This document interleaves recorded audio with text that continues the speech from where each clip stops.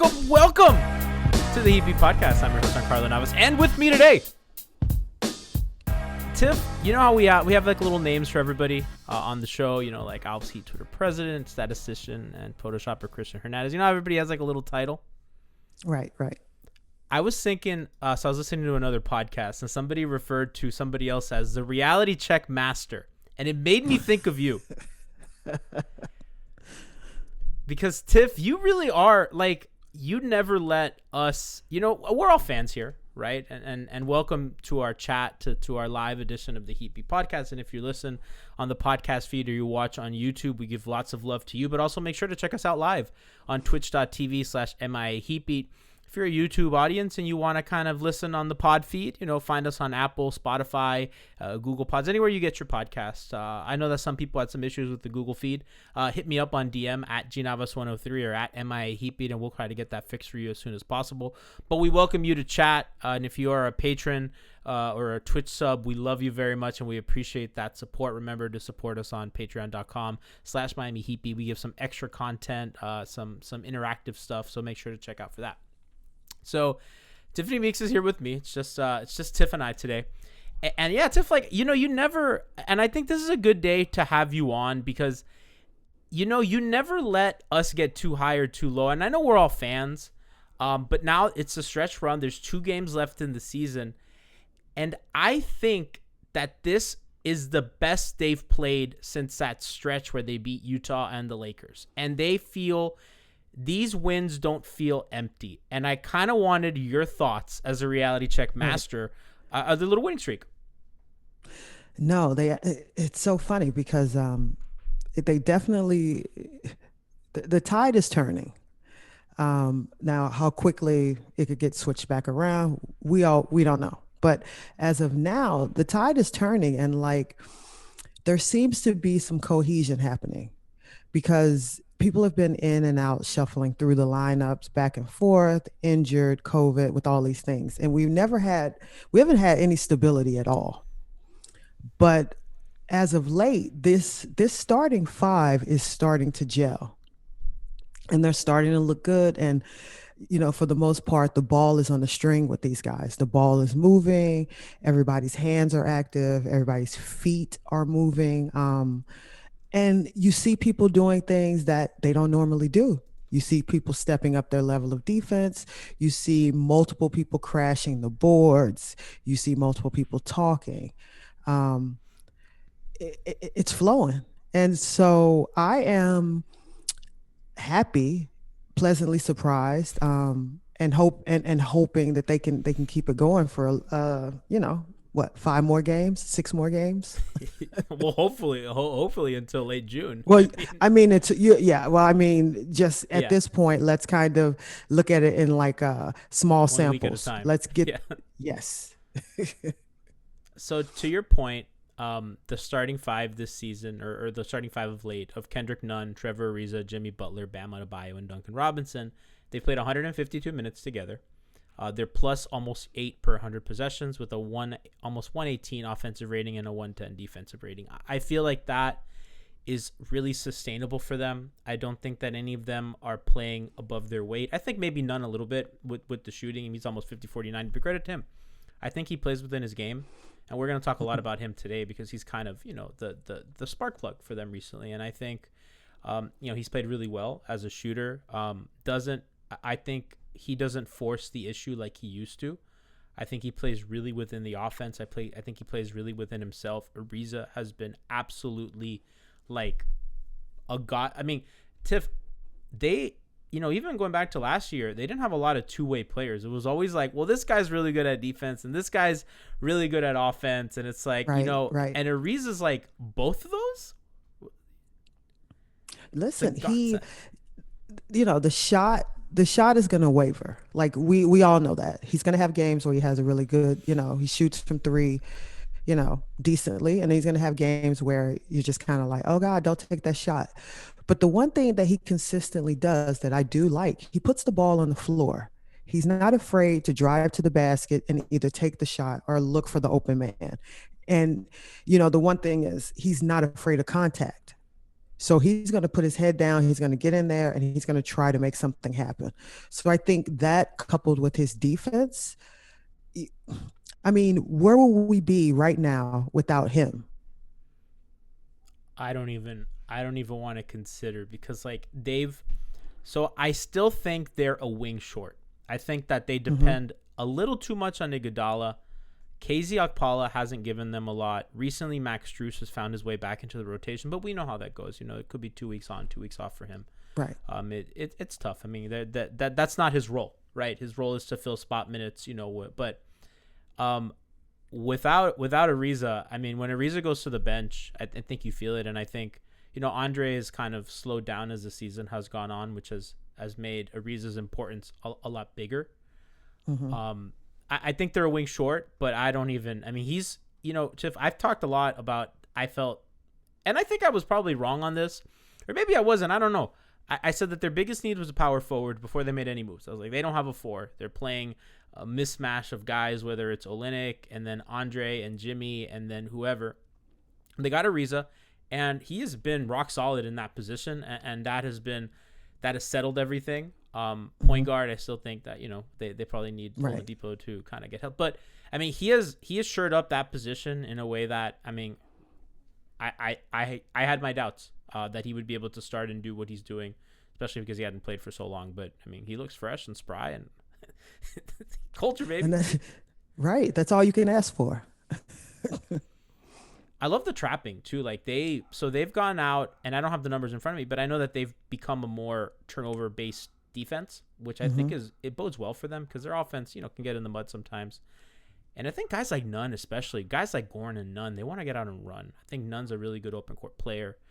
He's a very, very good finisher. He looks to attack. I think Goran in the half court is not as good as Goran, catching and going or Right. leaking out on a break. So I've loved that pillar of their defense that they did not have last year. This wasn't like something Right. that they did.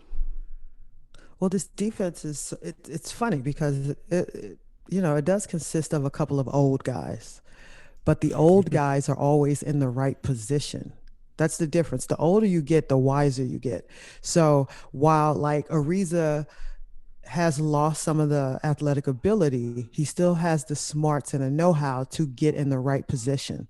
So he's always in the lanes. Iguodala's always in the lanes. Jimmy's always in the lanes. And they got active hands, and they're looking to get the ball out to Nunn, to the guys that they even get the ball out to Vincent, get the ball out to Strus, get the ball out to the younger guys that can run. I think that it's just the other thing that I think Ariza has given them has been like lineups. Him and Nunn has given them lineup security, because do you remember that revolving door of starting lineups to start the season? Oh yeah. It Oh was yeah. like a thing, like on all their pregame shows. It's like, well, who's starting today? Between the injuries and just Right. trying to soul search.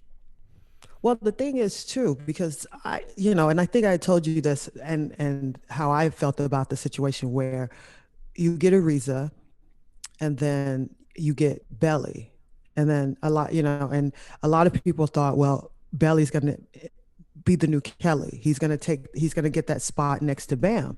And I said from the beginning, I just didn't see how he was going to get on the floor. And now you look at it, and you look at the way that they play, and you look at the way that they're playing this defense. You really have to think at that spot, we are really Ariza and Iggy, which is our all or nothing at that spot. That's like, I don't know how anybody else really fits into that spot and gives us the same thing or even close to what they give us. You mean And like that's that no wing shot at power Belly. forward spot? Yeah, yeah, Yeah, yeah. I Like agree. that's no shot at Belly. He just doesn't have the skill set to give us what we actually need at that spot. I agree. I mean, I think they want to be a little more mobile, and I think Olynyk, something that was a little underrated by him, was how well he was Mm-hmm. moving. They were getting. I mean, I've said this once. Like when they started the trap stuff, it was with Olynyk. And it was out on Emmanuel quickly against the Knicks in Madison Mm-hmm. Square Garden. That's when they first did the trapping, and I was like, that's interesting. They haven't done really trapping like this since LeBron was here. And it's kind of evolved and morphed into this thing that's like, oh wow, like this is like legit a new look to their defense. So they're not just only switching, and now they're giving, now even Dedmon is kind of coming up to the level of the screen and soft trapping and then kind of dropping Right. back, and he's also a drop big. So they're given a lot of different looks, and they have the veteran personnel and the mobility and the flexibility that you're right. Belly just, Nemanja just doesn't give that to them, and they tried, but Right. Right. I think he got his fair shot. Right. No, and I think he did. I think that's just like the reality of what happens. And that's also literally what happened with Precious. He got his shot. He got every opportunity to be able to Lots of play. them. But, while being a rookie, I won't take that away from him. While being a rookie, he's just not physically or mentally ready for what the team needs him to do. Something that let's get into this before we get into my next point, kind of about the bench lineups and how I really liked how it's worked out. Somebody in chat asked, like, how do you think the rotations, so Wham Bam 94, great name, in chat asked, what would the lineups look like if Oladipo and Herro are back? And that can kind of bridge us into what Tyler Herro tweeted today, which I know that you have probably takes on, but we talked about that on Locker Room today. I can't believe I'm going to say this, but I think if it was up to me, I think probably Herro's on the outside looking in, because Nunn has played that well. And then, Oladipo, you probably try to give him some of those Strus minutes, and you kind of give him some of the Iguodala minutes, and you kind of play a little more three guards than you're used to. Maybe you cut down on Dragic's minutes a little bit, and you kind of give and take from everybody, and you kind of fit him in. But I think Tyler, on the outside looking in, I don't think he's earned it over Kendrick Nunn at this point. No, I agree, because, if you would have asked me 3 weeks ago, I would have said, well, Oladipo's, no, he's starting. You have to bring him back. But, as the season has gone on, one, he hasn't been there. Two, Nunn has been there. He's playing effectively with that starting unit, and they have built chemistry. So if he's playing this well, you don't want to just yank him out of there and put a guy in there who hasn't played in weeks. That's one. And I said on Hangover Time, let's be realistic. It's Oladipo and it's Herro. They're out. That's not D-Wade, LeBron, or Kawhi Leonard on the bench. They're not superstars. Like, they're not guaranteed anything. There's no guaranteed spot. Like, it, sad to say, that's just what it is. Like, you earn as you go, and you haven't played, so you don't have a spot. You're going to have to work yourself back into the lineup via practice, and there really isn't any practice. And on the court. I mean, you gotta show your chops, like, But the thing is, there's not a lot of practice, so you're not really going to get to show much in practice, which means if Nunn is out there lighting it up, you're not checking in. That's just, and I personally wouldn't mind seeing a Vic Dragic lineup in the backcourt off the bench. So one of the things I've really liked is how they've anchored their second units, right? So I think the two main anchors to their bench units have been Jimmy and Dedmon, and then Bam and Goran. And I think those are the two, because, and I think Eric Spoelstra's done a really good job of staggering Jimmy and Bam, so like they're not playing any few minutes with neither of them on the floor. And Jimmy and Dedmon, I mean, we've talked about that a bunch. The numbers speak for themselves. I mean, they're absolutely pummeling teams when those two share the court together. You see it, eye test, number test, whatever you want to go to. Mr. Dedmon and Jimmy Butler, they're locked the fuck in, and they're absolutely mauling teams. The other thing that I like is Kendrick Nunn acts as a bridge between those two units, and it gives them a little flexibility. They can go, Goran, Nunn, Iguodala, Bam, all that stuff. And I liked when Bam, Kendrick, and Goran play together. They're +7 per 100. Almost a 120 offensive rating and a 112 defensive rating. Now, that's survivable against bench units, and they can probably tighten that up a little bit in the playoffs. Some of that is noise because when they played earlier in the season when Jimmy was out. I would imagine if I filter that for the last 2 months, I'm sure that lineup data looks pretty superb with a much better defense. And I think they've figured out, after a whole season of not knowing who the fuck to play, where the fuck to play them. There's been an uncomfortable amount of Gabe Vincent playing, and I think that they have found, because we just talked about how good the starting lineup is.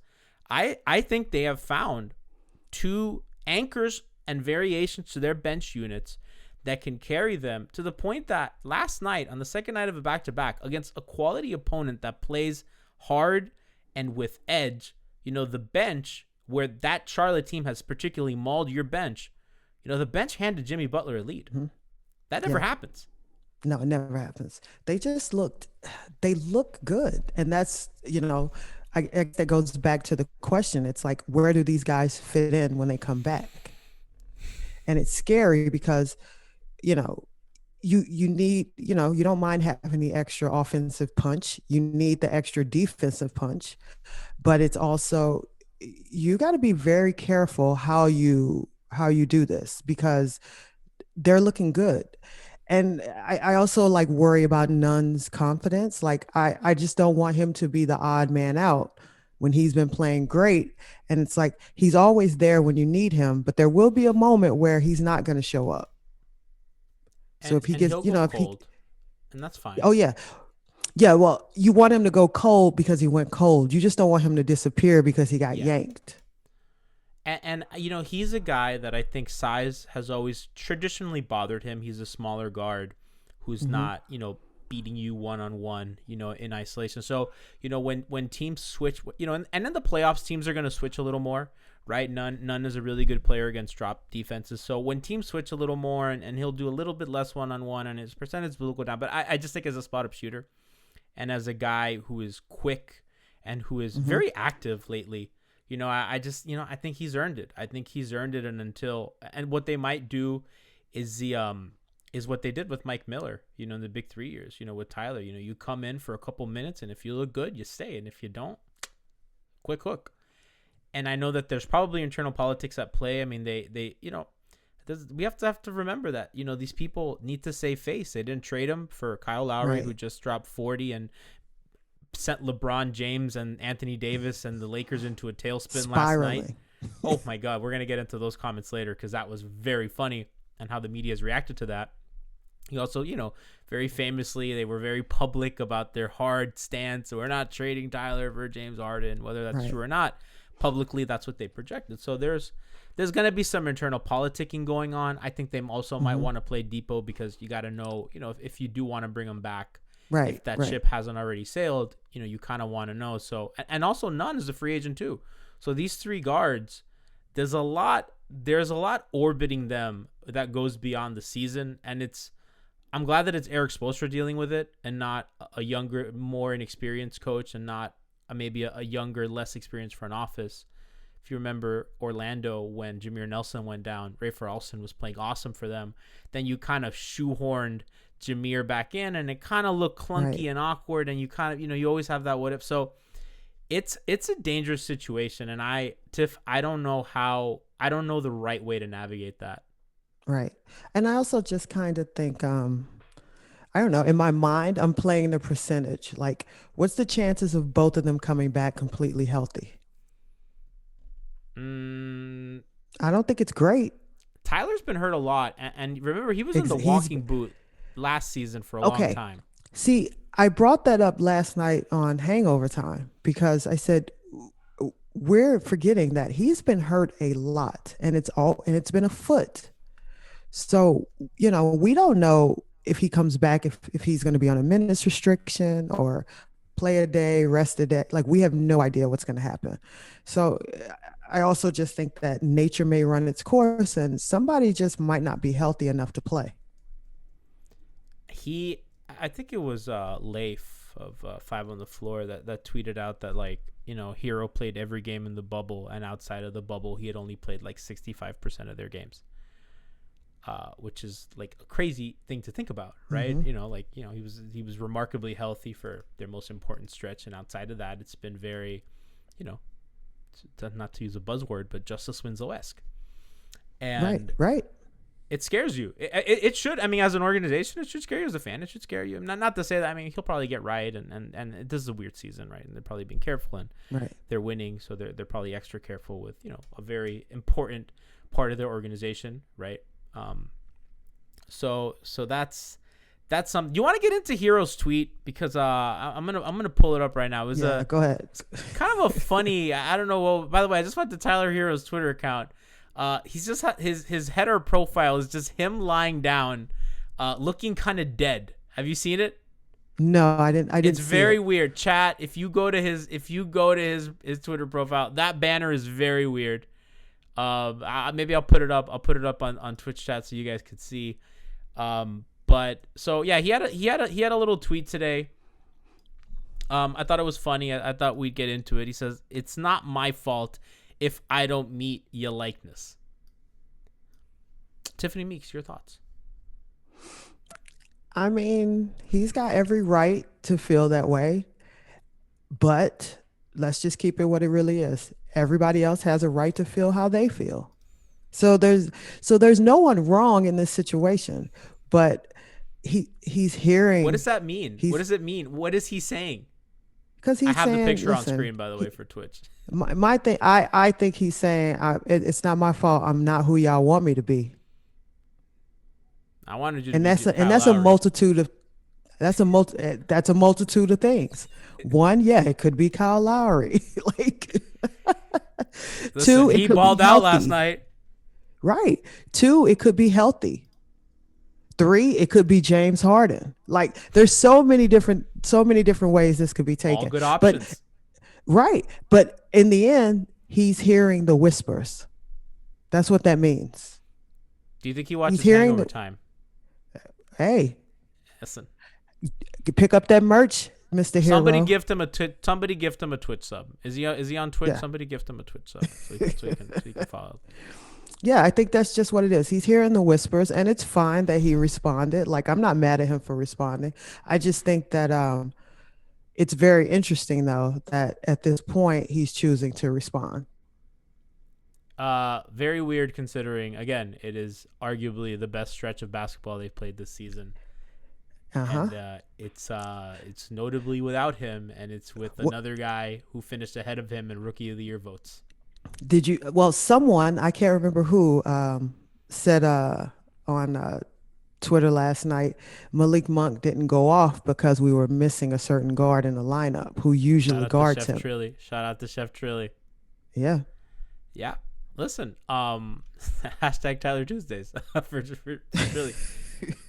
Yeah, I mean, I think he's a good player. I think it's difficult to talk about young players because especially with the team that's contending for a title, that has like legitimate serious aspirations of like, okay, well, we have a 31-year-old, superstar that let's not forget, we are not a year removed from him going at the MVP and Defensive Player of the Year, scoring over him, then screaming to anybody who would listen, he can't fucking guard me, right? And then going toe-to-toe with LeBron James in the finals, playing his best basketball maybe any of us have ever seen, right, in the finals performance. I mean, it was like we're not far removed from that, right? So then the pressure on these young guys to be expedited is a lot, and I feel for them. And it's not, Tyler going through a second-year shooting slump, it's unfair because, normally guys as good as him drafted that high are on bad teams. Damian Lillard got to struggle a little bit. John Morant is not the same kind of player. John Morant has taken a little bit of a step back in some areas. He's still having a very good season, but it's, nobody cares because whatever. Memphis is a cute little story in the play-in, right? Devin Booker took a step back his second season. The three-point shooting kind of really left him. And that's, we can go on and on, but that's common. So I do feel bad for him. And I think that any conversation about kind of these, Precious is the same, Tiff. I mean, I think we're even guilty of it here. It's tough. Oh, of course. And the thing is that we don't know who they're going to be at this, and they don't know who they're going to be because they haven't had the time to put in, the work to get to the next page, because we went from bubble to season. So there was no chance to work on this part of their game and this part of their game. And, the reality is that maybe Precious may not have even been with the team this year. Like we have no idea. Um, but That's why I don't like to talk about like, oh, we should have drafted so and so or so and so. I was like, right. that's just like that Because we kind of don't know. hindsight.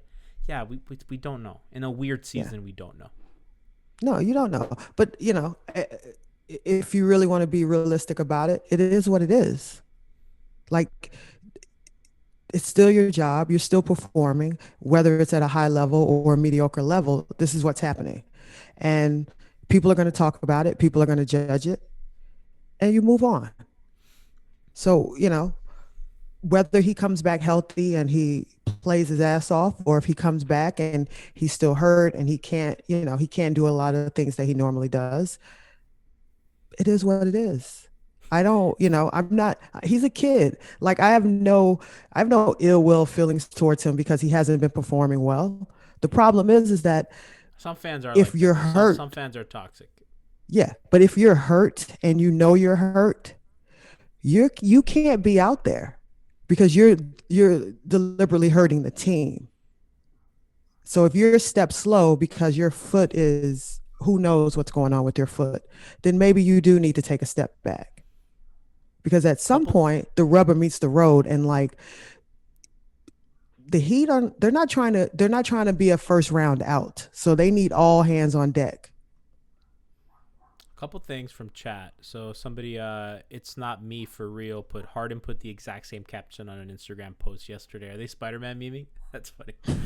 Um, so I mean, like I said, and somebody else said, who said this? Sammy B11 said, y'all really thinking deeply about this? And yeah, I mean, whatever. Listen, we're talking. It's news, it's interesting. He's an interesting case. At the Smith Smolnik says Heat are 11-6 without Tyler. That is true. Philly Heat said, I liked what he said. Struce and Hero and Struce are going to be deadly in summer league next season. It's true. Especially Struce, dude. Struce and Gabe, they're gonna run Vegas. Let me tell you, man. What do you guys call him? Winter Soldier? Yes. The White Wolf? Yeah. The White Wolf. Yes. Joey killed me yesterday when Alf said the Winter Soldier appeared, and Joey goes, "Yeah." That shit killed me, dude. There was something else in chat I wanted to highlight before we moved on that I really liked. It was kind of talking about how Tyler is better when he's. I'm trying to find the person's message so I can shout them out. But it was like Tyler's just better. Here we go. Jeffrey 28210 said Tyler is good when he plays his role as a non-distributor and just looks to shoot. And I kind of want to highlight that because. And I don't want to make the Devin Booker comparisons because I just don't think they're the same guy. Like Devin's just a much more polished scorer. The size is different. Devin is just a more can get to the rim better. They're just different players. But I do think that some of their kind of developmental things have been the same in that Devin's better as a scorer, right? Devin's just a better dude when he's playing off the ball, off Chris Paul, and just say like, "Hey, Devin, go get us buckets." But what the Suns did was they played him partly by necessity and partly by development is they played him as a point guard and they played him as a creator. And that helps your game when you're, maybe your individual numbers and your seasons don't look good.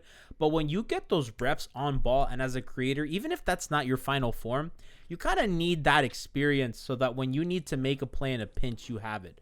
So, maybe, they've played Tyler. Tyler's the third most heavy used pick and roll guard on the Heat after Jimmy and Goran.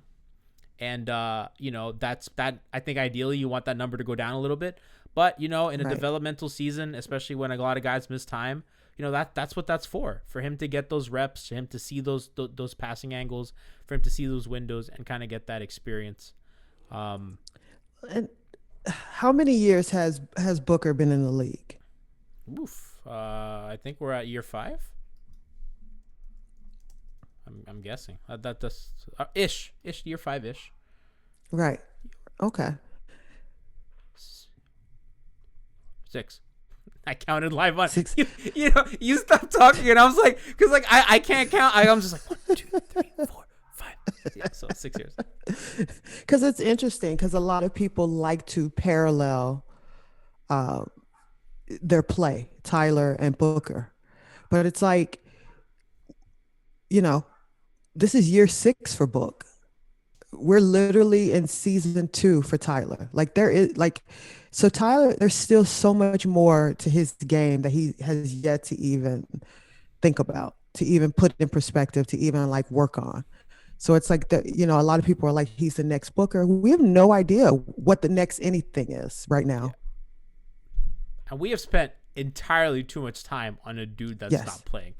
exactly. But just wanted to shout that out because the tweet was funny.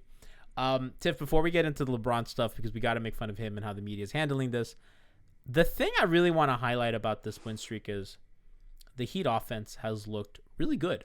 And it's looked good to the point that, when their plan A would fail, right? So they would run a set, whether it be a handoff, a pin down, a pick and roll, whatever they like to run. And when that first option doesn't go their way, they've always looked lost. And then it's always like hot potato around the perimeter, revolving door of handoffs until somebody takes a contested three. It doesn't look that way anymore. They're scoring much more frequently or getting something that they want off the first option. And if they're not, they're flowing into other things. Now, part of this is I think their rotation just makes more sense. I think guys are playing in position better. I think Dedmon has helped them tremendously. I think Goran has looked a lot better as of late. Obviously, Kendrick Nunn, as we talked about at the top, is giving them kind of a release valve on offense.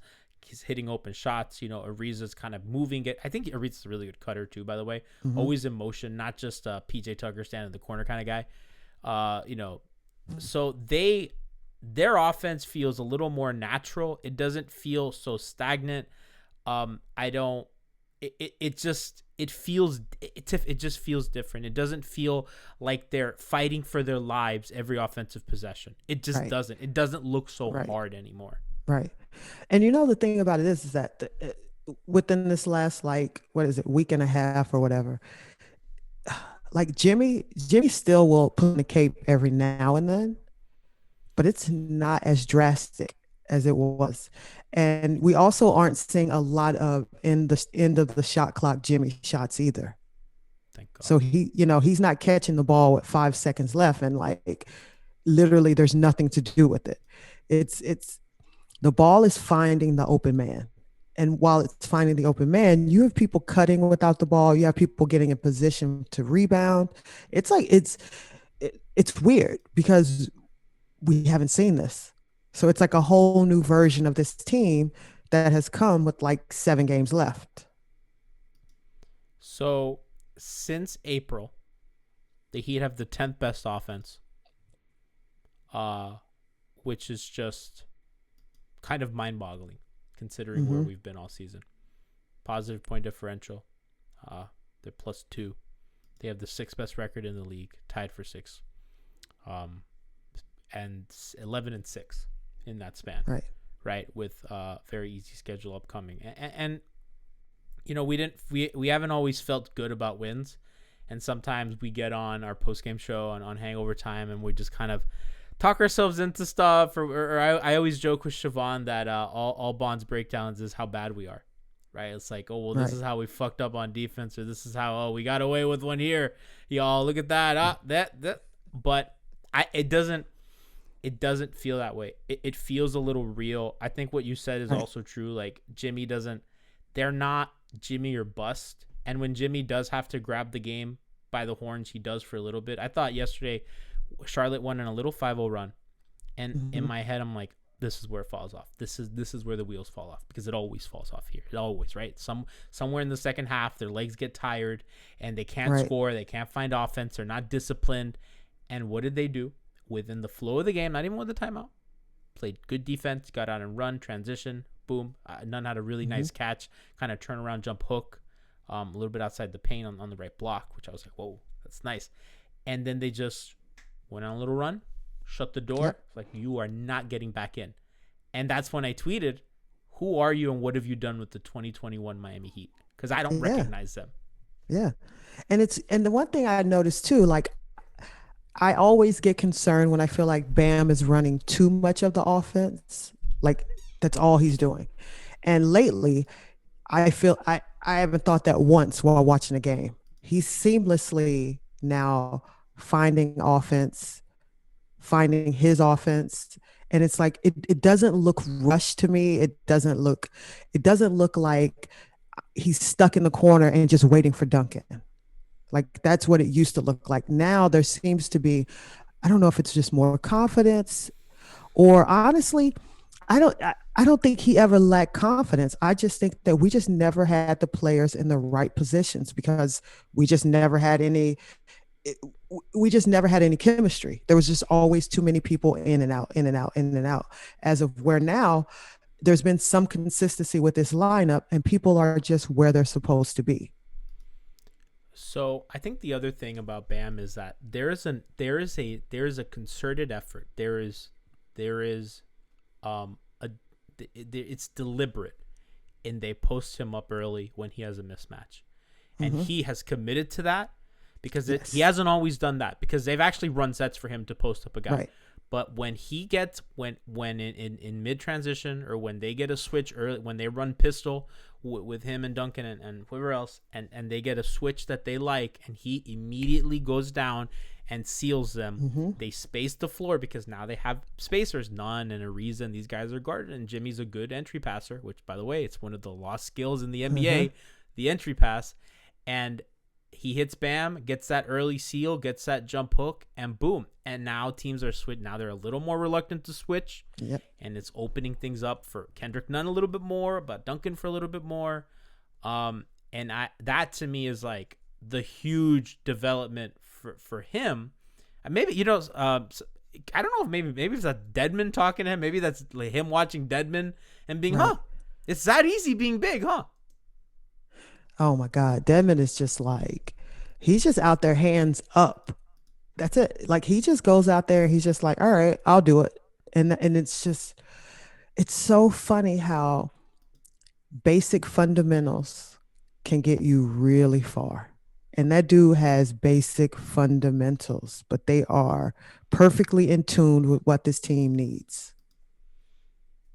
He give like when he's in the game, Tiff, they don't feel like the same team, and that's good. He gives them a change of pace. He gives them an element that they don't have. I've talked about the physicality. I tweeted a thread last week about what he does, like the way he screens off ball and even the holding that he does that's illegal under the rim. He buys you, and they can't call everything. And that's what vets do. That's what vets do. They're like, I'm gonna hold you. I'm gonna give you a little elbow. You know what I mean? He's just such a vet. Like it's great. He uses his size, is aware of how big he is getting a lot more comfortable with the defense. I don't think his defense has been like spectacular. I think that, it's tough. They don't run an easy defense, and bigs are asked to do a lot of things on it. And I think that was one thing that I was pretty impressed with Precious early on, is how well he was moving and rotating, but eventually, it kind of got the best of him. But I think Dedmon has worked into that. He looks a lot better on his rotations. Spo's figuring out I think Spo's kind of tested the limits. You see some games he's dropped really, really back like Brook Lopez. Sometimes when a guy, and watch, when a guy will go up to screen, Dedmon doesn't even go up. He'll just stay, in the low block where his guy was, and he'll just wait. Sometimes he'll go up for a hard trap. Sometimes he'll go for the soft trap. Sometimes he'll just come up to the level. So they're trying stuff. I know the 2-2-1 press was something that they did also with him on the floor. So he has just been outstanding for them. Outstanding. Yeah. And we've talked every show, and I will talk every show about like what a godsend he has been. Just active. He's active. He brings so much energy. He is. You can imagine if the arena was able to just basically sell out and have fans in each seat. He brings so much energy to a team that doesn't have a lot of highlight plays, doesn't have a lot of they don't do a lot of talking on the court. He just comes in for short bursts, and he's just like, I'm going to wreak havoc. And that's what he does. There's no plays run for him. He's just out there. He's smart. He has his eye on the ball. He knows where his man is. He can help. If he may not get a lot of blocks, but he deters blocks. He'll box out and a guard can get the rebound. Like there's all these little things that he's doing. And also his chemistry with Jimmy is. I love chat right now. Everyone's none. screaming for the Knicks. They're all screaming for the Knicks, Tiff. They all want the Knicks. Our chat wants the New York Knicks. Give it to me. Give it to me. Tiff, I know I'm gonna give you a couple of your favorite things. Numbers. Okay. By the way, I'm gonna put this in the chat right now. Okay, I'm gonna throw a link in here, to the Miami Heat Beat store, and you are gonna go and you're gonna look at the brand new shirt inspired by Tiffany Meeks. It's a "Fuck Them Numbers" shirt. A catchphrase, a staple of Hangover Time. So check that out. We finally got Tiff her own shirt. She's amazing. Go support her. We love it. It's fun. Wear it, tweet it, take a picture of it, send it. We want to do fun stuff with you guys. Maybe if we'll figure something out with everybody who buys the shirt. If you're a patron, you get a discount, by the way. So remember to check your discount code if you're a patron. So follow that link in chat. Tiff, these numbers that you love so much. Dedmon and Jimmy together, almost 80 minutes. Plus 23 net rating, 131 offensive rating, 107, 108 defensive rating. It's mammoth. I mean, it's like we don't even have to get into that. It's just like they're unreal. Absolutely unreal. We're running out of time. I did want to get to LeBron stuff.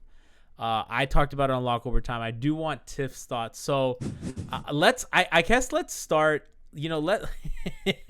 Let's start with what he said about the play-in tournament, because the Lakers last night lost to my beloved Toronto Raptors, missing Freddie VanVleet and OG Anunoby. OG Anunoby, by the way, is on superstar trajectory. You watch out. Put the league on notice, baby. Time's almost up. And LeBron, after the game, said, whoever came up with that shit needs to be fired in regards to the play-in tournament. And he was caught in 4K last year saying how much he loved the play-in tournament. Dallas, Mark Cuban, and Luka Doncic complained about it like last month too. So all these people, Tiff, all these people that fall in the play-in tournament, suddenly they want to take their ball and go home. They ain't happy. Yep. Yeah. It's well, funny. Listen, that's what it is. What's good for the goose is good for the gander. And it was funny last year when Portland had to do it and go and had how many teams did they have to beat? Exactly. And then by the time they got to the Lakers, they had nothing left. So it was cute last year because, we could just sit back and chill and just watch them kill themselves. But now a little kryptonite has fallen Superman's way and he can't take it. Ain't so fun. Listen, now. Don't be mad at the league. Be mad at your team. I mean, they couldn't keep y'all afloat. That's how I look at it. Like the league has to do something to garner more interest. And if that means like some sort of way to get small market teams more involved, because let's be realistic, a lot of the teams that might be fighting for the play-in are small market teams. So guess what? Small markets have fans too. So let everybody have a shot. Hey, I don't care. I want to see Warriors Lakers play-in tournament game. I want to see it. I'd watch it. I mean, in the Western Conference, it's Portland, Memphis, Golden State, San Antonio, New Orleans, right outside of that, right? And then exactly you have Boston, Charlotte, Indiana, Washington, with Toronto 2.5 games back. Chicago. Oof, okay, right. But these are all teams that have right. Yeah, but all these teams have big fan bases, so they're gonna watch. You mean to tell me if Zion's in a playoff game, in a play-in game, nobody's watching? Everybody's watching. They want, man. That's the initiative right there. That's the right. They're trying to get that man in there by hook or by crook. They trying to get him in there. So, listen, if you're crying about it, that means you're worried about it. Listen, Sacramento has not played meaningful basketball in God knows how long. Let them have this. Let Kings fans have this. Listen. Also, my thing is, you handpicked your own team. You did. You went to the park and you said, "Oh, you play for somebody else? No, leave them and come with me. You come with me. You picked your team. This is who you ride or die with. So if you riding into the play-in game, that's it. Lace it up and go handle business." Kyle Kuzma said post game that we need to get Marc Gasol more involved, and I saw a lot of Lakers Twitters they're like LeBron, that ain't LeBron's buddy, right? He's on the outside. He's not in the inner circle. So Laker fans are complaining. Laker fans are also like, they miss Vivian. You don't know who Vivian is. Which Vivian? Which Vivian? Because I don't. Vivian, Laker Twitter, Laker Twitter legend, who's no longer on Twitter anymore. So like they're reeling. Anthony Davis said this is the lowest point that we've been as a team. We're not connected. And by the way, they play the Nuggets tonight in Denver, and LeBron will miss the game. Good luck with Jokic and Michael Porter Jr. And by the way, Dennis Schroeder's in like protocols. He is? Yeah. I missed that. Is he? Oh yeah, I saw it today. Look, Google it. He's in protocols, so God. He's not playing either. So I know that he said in a German article he dimed him. But that article was from a while back. Okay. That he and LeBron were not vaccinated and the only ones in the Lakers, and he said for him it was he didn't want to go into quarantine again.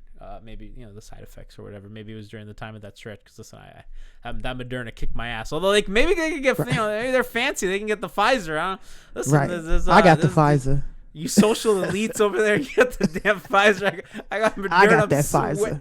Oh my God, I was sweating. I had a fever higher than the Heat offensive rating. It was rough out here.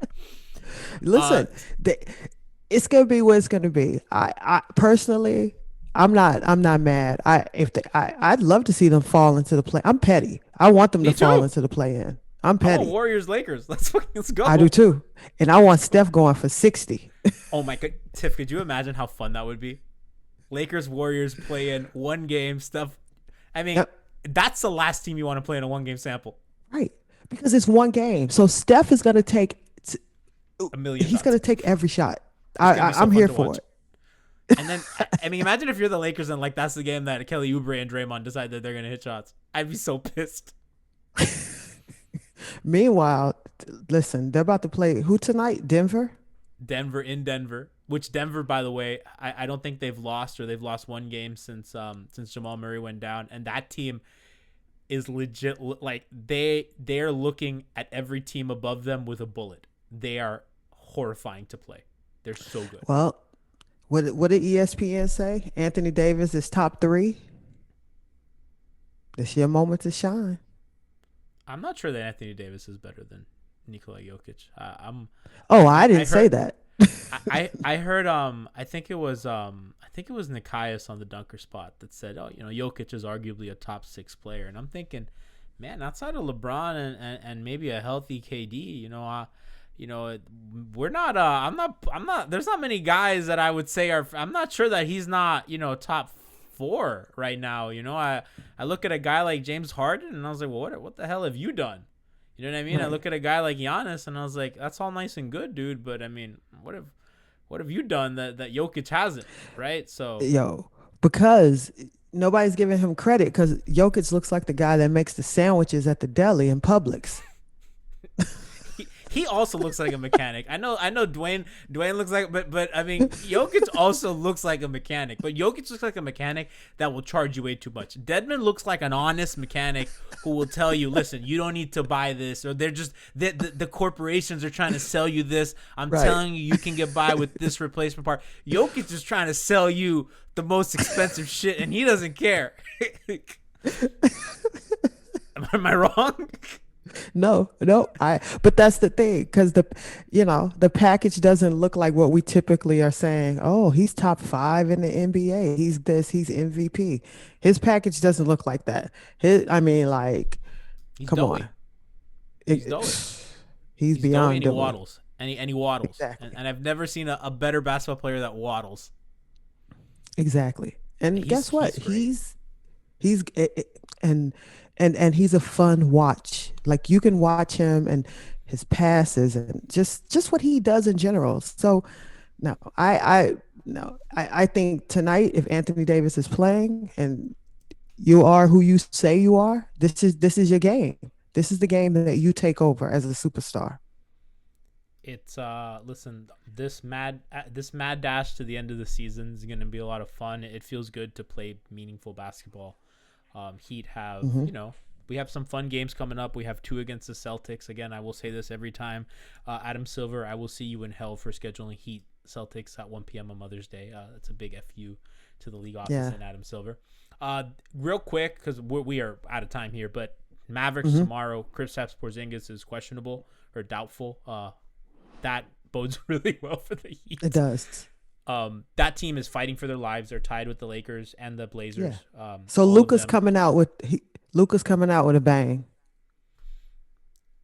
Listen, and like, he's gonna be interesting, and I'm gonna try to watch film tomorrow because I don't really know what they try to send at him. I don't know if Jimmy has to start on him.